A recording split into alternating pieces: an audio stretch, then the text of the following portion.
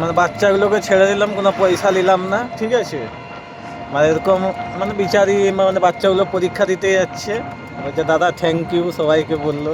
আমি বললাম ভিডিওর মাধ্যমে বল, বলছে খুব লজ্জা লাগছে। যদি কেউ দেখে থাকো তো এরকম বাচ্চা দেখলে একটু হেল্প করে দিবে, ঠিক আছে। দেখো গাইস, মানে কি জায়গায় ঢুকছি আমি এখনো পর্যন্ত বলতে পারছি না, লেখা আছে তার মধ্যে।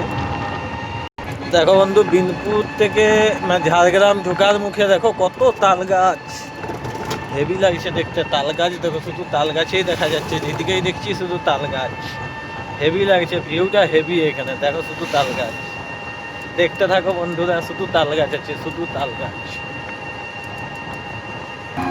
দেখো ঝাড়গ্রাম যাওয়ার উদ্দেশ্যে তোমার এই জায়গাটায় ঢুকে গেছি। দেখো সামনের দিকে একটা বাস গাড়ি ঢুকে গেছে।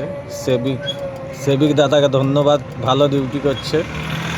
দেখো বন্ধুরা কিসের ফ্যাক্টরি এটা জানি না, রিঙ্গের দেখাচ্ছে, দূর থেকে দেখতেও ভালো লাগছে জায়গাটা। দেখো সামনের দিকে একটা ফ্যাক্টরি দেখা যাচ্ছে, কিসের ফ্যাক্টরি জানি না। দেখো ফ্যাক্টরিটা হেভি লাগছে দূর থেকে, নীল টিন দিয়ে ঘেরা আছে। কেউ যদি চিনে থাকো কমেন্ট করে জানাবে কিসের ফ্যাক্টরি। বিলের মধ্যিখানে ঘরটা দেখো, হেভি সুন্দর লাগছে।